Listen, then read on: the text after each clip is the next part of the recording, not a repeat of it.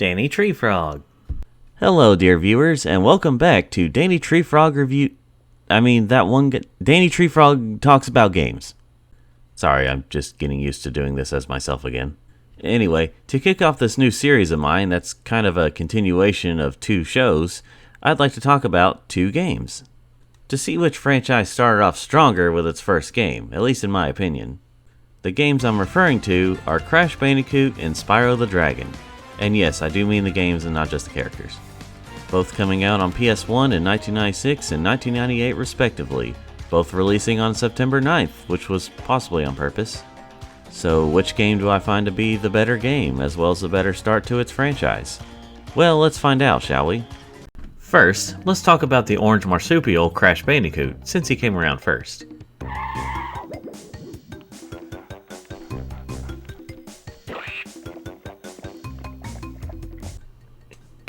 Kinda glad that dog doesn't show up anymore after this.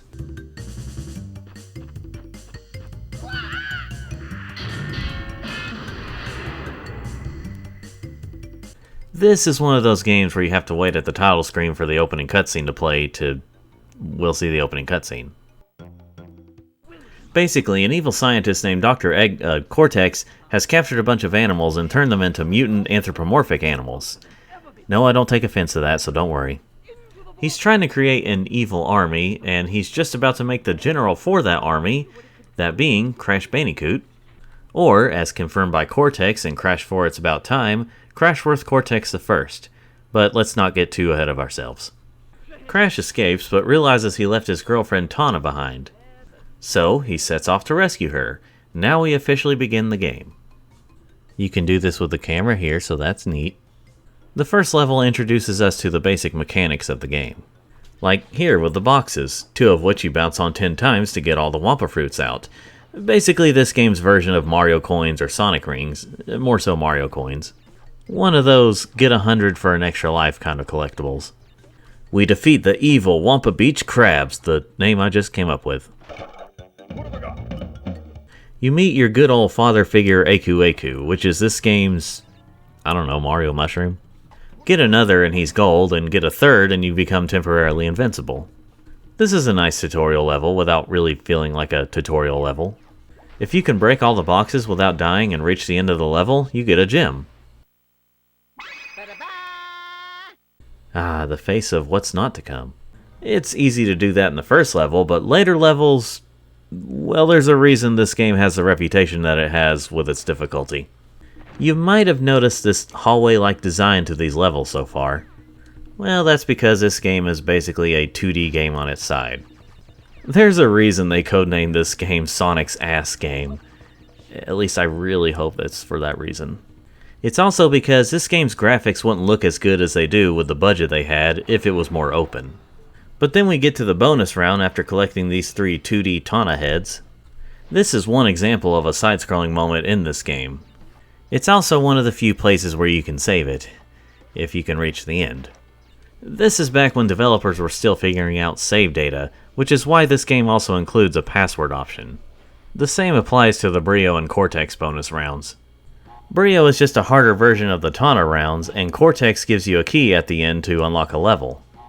Now, when this game does have 2D sections, it's more like 2.5D. You mainly go side to side, but there's still 3D movement. It also does a much better job at the transition than the Sonic Boost formula game Sega! Now, most levels have you going forward to get to the levels, if not sideways, but levels like Boulders have you running toward the camera. I did nothing to this boulder. So the gameplay does change up time to time, even if it's not by much. The most it changes up from the normal gameplay is with the hog levels, where you ride a hog and auto-run through the stage. Crash was a little too excited about this. As we move to the next island, you may have noticed something. Some of these levels look like previous levels we've already been to, like Up the Creek looks the same as Upstream, at least when it comes to the looks. Well, this was one of many games from back then to reuse many assets when making levels, so they might blend in a bit. But while I used to think that this game reused a lot of them, there's actually only just 2 of each level for most levels. Up the Creek is just a harder version of Upstream, and that's pretty much how it is for all levels that have 2 versions. Some levels are completely original and don't have harder versions. Most of them are on the final island of levels, and thank God Stormy Ascent, Slippery Climb's harder version, didn't make it into this game, at least not this version. Now, there's something that most people don't seem to realize about Crash 1. Yes, to get the gem, you have to break every box in the level without dying when reaching the goal, but that's only after reaching a checkpoint. If you die before then, it doesn't count against you. You still lose a life, of course, but you can still get the gem after that. So you just have to make sure not to die after breaking a checkpoint box. Now before you get the idea, checkpoint boxes do still count as boxes, so you still have to break them to get the gem. Now this is kind of a negative, but it's not a huge deal. Some levels have these gem paths, as in if you don't have certain colored gems unlocked, you can't get all the boxes in those levels. Once you have them unlocked, then you can take those paths to finish the level, assuming you don't die on the way. Now that I've mostly talked about the levels, maybe I should talk about the bosses now. There are 6 bosses altogether, 1 on the first island, 2 on the second, and 3 on the third. I have no idea if that was intentional or not. The first boss is Papu Papu. He's nearly brain dead easy and fast to take out. Just jump on his head to attack him. Do this 3 times and you win. You don't even have to wait on him to finish spinning his staff around, you can just jump on his head whenever. If you do wait, he can't hit you at all while you're on his chair. This is just the first boss, so it's more excusable for him to be pretty easy. Ripperoo is a bit more on the challenging side, not from getting hit a lot, but from timing your jumps as Roo makes his rounds. As you hit him with these big TNT crates, he does his Lady and the Tramp hyena laugh and loses a hit point. Do this a couple more times and he's down. Koala Kong is one of those wait for the attack window bosses. You know, everyone's favorite. He also has 1 or 2 more hit points than the previous bosses, so that's fun. But he's not too bad, just watch out for the big balls of coal or rocks or whatever that is he's throwing, and the TNT crates that fall. Once he throws the final one, hit it back to him and he's hit. You do have to watch out for these minecarts going by, and you have a limited time to hit them, so that's kind of annoying. Pinstripe is also a wait kind of boss, but there's what I assume is a glitch where you can hit him multiple times after the first hit. He does eventually start shooting at you again, so you do have to go back and wait. His gun will eventually jam, and that's when you can attack him. Nitrous Brio, Cortex's assistant, is the second to final boss. He's another wait boss. Basically all the bosses after Ripperoo are wait for the attack window bosses. He throws a bunch of beakers at you. The green ones create these bouncy, gooey creatures that you have to jump on to kill, and that somehow takes away health from Brio. The red-ish ones just explode, so you really have to watch out for those. When he's down to his last hit point, he drinks from one of the beakers and becomes the Hulk. Then you have to jump on his head to attack him. I do really enjoy this glitch where when he's down to his last hit point and you don't jump on his head when he reaches you, you can cause an endless cycle of him running into the wall. He speeds up when he does this. It's pretty amusing. And then, of course, we have the final boss, Dr. Cortex himself. Basically just dodge the balls of laser until he shoots the green ones. That's when you spin attack it back to him and it takes away a hit point. From then on, you have to hit at least 2 at a time to attack him. That is, until the last hit when he shoots nothing but the green laser balls, and then you have to just hit 1 to him to finish him off.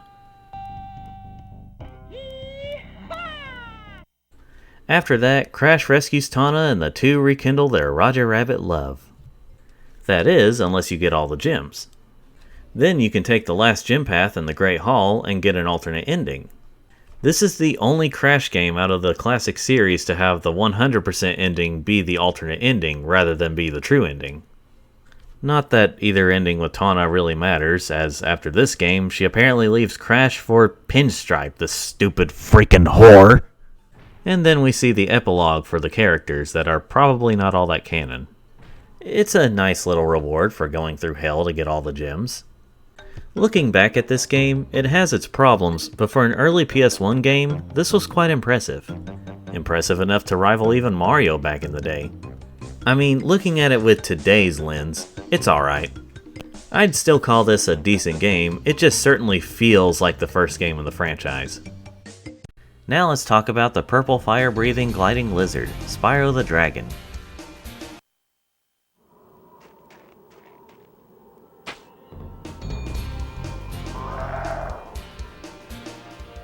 There's that classic theme by Mr. Former Drummer of the Police.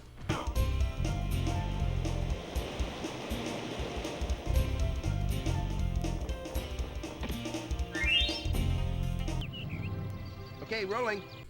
The story begins with an interview with an elder dragon being an old man, something that becomes very much a reoccurring joke in this game. When asked about Nasty Nork, an elder dragon basically comes in and just trashes the heck out of Mr. Nork. Nasty hears all of this and gets very mad. No threat! Being called ugly, something very uncalled for admittedly, drives him to turn all the dragons into stone, which is also very uncalled for. All except for Spyro and his lack of teeth. After that, we begin the game. So we free the first dragon by stepping onto this. And he pops out and tells us what to do to progress through the game, despite Spyro wanting to end the game right there. What about Nasty Nork? I'm going after him. Alright, let's address the Loxodonta in the room. This game has a lot of slowdowns, like a lot. Whenever there's a lot going on or there's a big open area, it slows down. So yeah, it unfortunately has a slowdown issue. If you're playing this on a PS3, which is what I did. If you're playing this on a PS1, 2, or portable, then there's no issue. So anytime you see the game slowing down here, it's due to the PS3 for some reason. Anyway, this is a collectathon platformer. Like, if you need the definition of a 3D collectathon platformer, this and Banjo-Kazooie are the definition. In this game, your main collectibles are gems and dragons, with half of the dragons being voiced by Clancy Brown. Keep your horns on, Spyro! The different colored gems have different levels of value.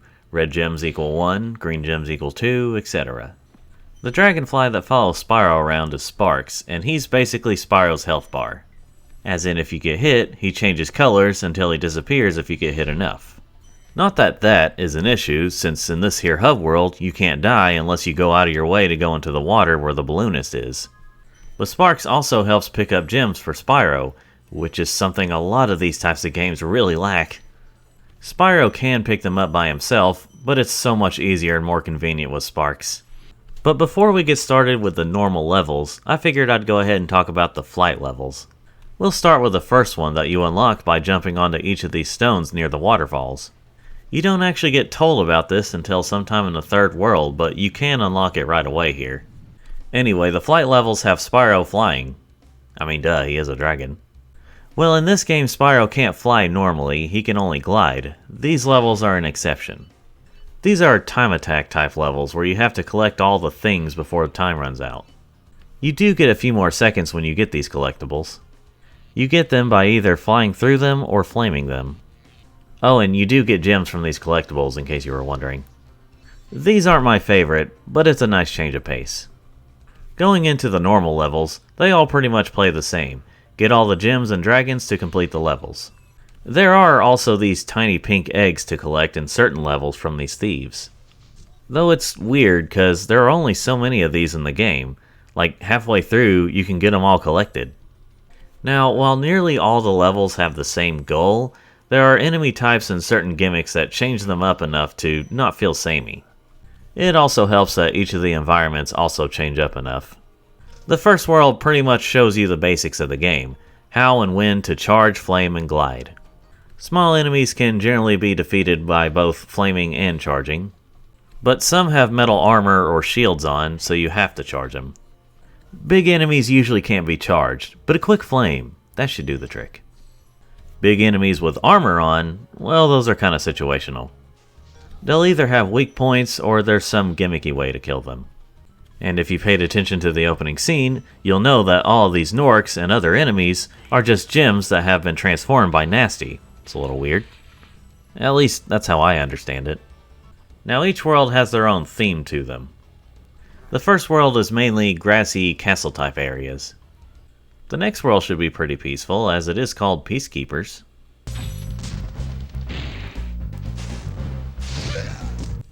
Oh, I get it. They just consider this peace. The Peacekeeper's world mostly consists of desert-type areas, with the exception of a couple of levels. These levels don't have much of a gimmick, but I do like the use of these aha moments. By that, I mean when you figure out where to go to get to a certain area. Figuring out where to glide from to get to that platform you couldn't reach before just feels so good. The next world is magic-themed. This world introduces a couple of new gimmicks, such as the supercharge. This is where you can charge even the biggest of foes. If you keep this up, you'll learn all the tricks of the magic crafter world. What are you, a rapper of some kind? This is also the world where you late 90s / early 2000s Nickelodeon fans might recognize the tune for one of these levels.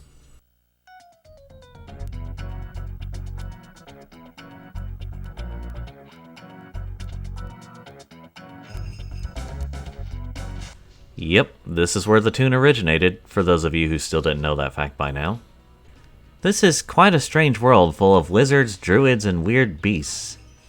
Going into the fourth world, this is where things get really dark, because it's nighttime in most of these levels. This is the swampy bayou type world. It's not my favorite world overall, especially since it has possibly the worst enemy type in this game, the freaking attack frogs. Attack frogs? And no, I don't have frog pride, so it doesn't bother me to take these guys out. However, while not my favorite world, it does contain one of my favorite levels, Treetops. This level is so satisfying to accomplish. It makes very clever use of the supercharge power, and it's very fun to pull off. The fifth world is very weird. Basically, there's a reason it's called Dreamweavers. It's like magic crafters, but even weirder. One level makes very heavy use of an earlier power that comes from a fairy's kiss. Spyro gets so excited that he becomes red and his flames can destroy metal. This is only temporary. Unless you get it from the fairy with the yellow dress, then it's permanent for as long as you stay in the level. I guess that fairy saliva has that effect. I do love the music in this world overall. I mean, the music in the whole game has been pretty good, but Dreamweavers has some of my favorite tracks.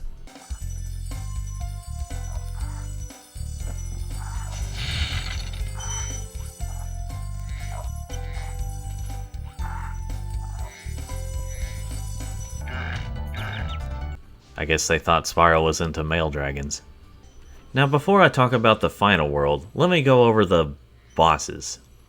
Each world has a boss level, which is a more linear level that has a boss at the end of it. The bosses in this game act more like special scripted enemies that take more hits to kill. They are very easy to take down, and they're one of the weakest elements of this game. The artisan's boss, Toasty, starts off as a scarecrow thing that turns out to be a sheep on stilts. Shimp, the Peacekeeper's boss, is like these orange, maybe Norks, just huge. Blowhard, the Magic Crafter's boss, is a wizard or druid that's mostly made of tornado, I guess. Metalhead, the Beastkeeper's boss, is a giant robot that actually somewhat feels more like a boss. It's pretty funny to get him to attack his own power source. Jacques is a bird that is owned by Jontron, and is also the Dreamweaver's boss. Any advice before this battle? Even Spyro knows these bosses are pathetic.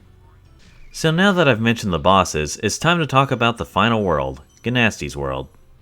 There's no flight level here, and there's less levels here in general. Well, one less anyway.